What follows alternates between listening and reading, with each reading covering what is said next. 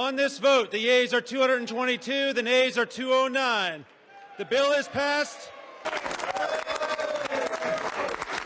Yes, the government's reopening, but everybody isn't talking about that as much as they are talking about this. 22,000 pages of emails from the Epstein estate released publicly on Wednesday. Now, Democrats focused on 3 specific emails that talk about Donald Trump. And the headlines read, Trump knew about Epstein's conduct in newly released emails. All right, let's just read 3 of the emails, the 3 that mention Trump, and you decide for yourself.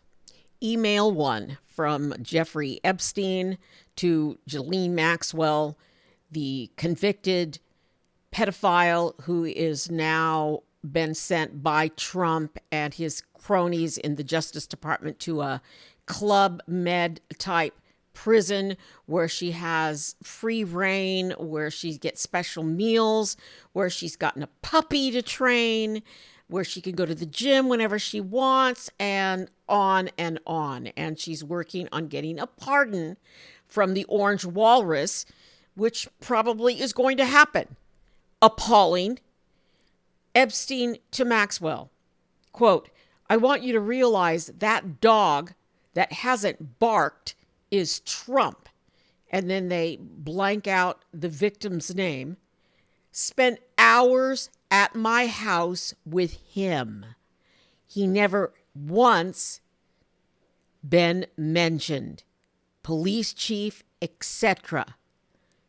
I'm misspelled 75% there. And then she responds, the convicted child molester, I've been thinking about that.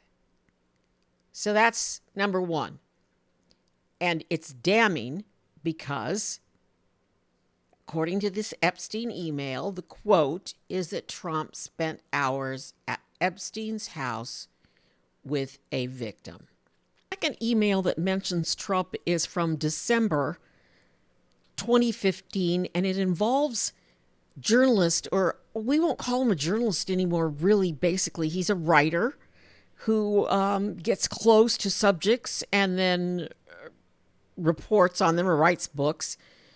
And he's called himself a journalist, but really the emails show that he's more of a confidant.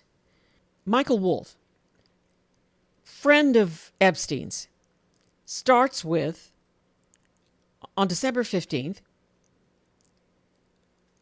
Wolff to Epstein, quote, I hear CNN planning to ask Trump tonight about his relationship with you, either on air or in scrum afterwards.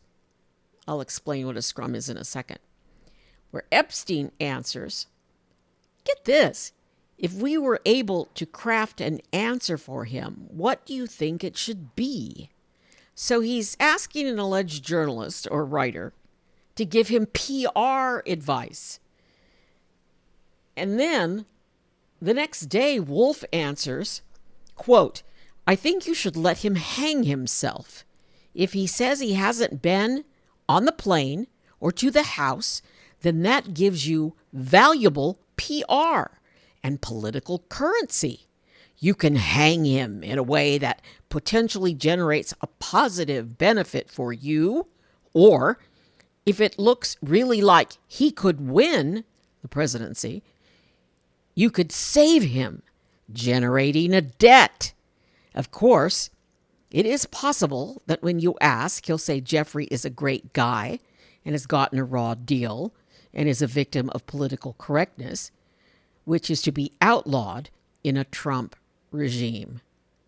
All right, so that's a guy I used to admire, Michael Wolff, giving the pedophile advice about Trump. And the takeaway here is not that both of these men are scumbags, or all 3 of them are scumbags.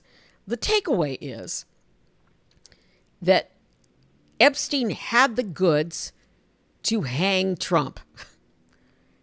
and that if he says he hasn't been on the plane or to the house, which Trump has said he wasn't on the plane, but I think records are going to show differently. And they've already said in another email that he was at Jeffrey Epstein's house with a victim. That's what's important about this second email.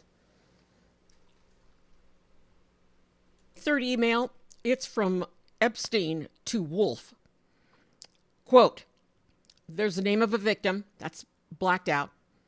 Then Mar-a-Lago, blacked out. Then Trump said he asked me to resign.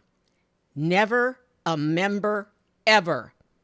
Of course he knew about the girls, as he asked Ghislaine to stop. All right. There's a victim's name, blacked out. Then there's something that occurred at Mar-a-Lago, Trump's club, blacked out. Epstein was never a member at Mar-a-Lago. So what the hell is that all about? That's another big lie. And of course, Trump knew about the girls. And what did he ask Ghislaine to stop? And that goes back to her getting all these favors now from Trump. So those are the three emails. Of course, there's thousands of others. Ben Meiselas from the Midas Touch says he's read them all. And he posted something this morning. It's Thursday morning. So there's all this to read. And there's everybody with an opinion. But you know what's the most telling thing of all? And I'll leave you with this. What the Orange Walrus isn't saying. Here's a bite. Or non-bite. We've never had a time like this. Thank you very much, everybody. I appreciate it. Thank you very much. All right, Trump not talking speaks volumes about how serious this is. I'm Gloria Moraga with Political News, posting daily. Please subscribe.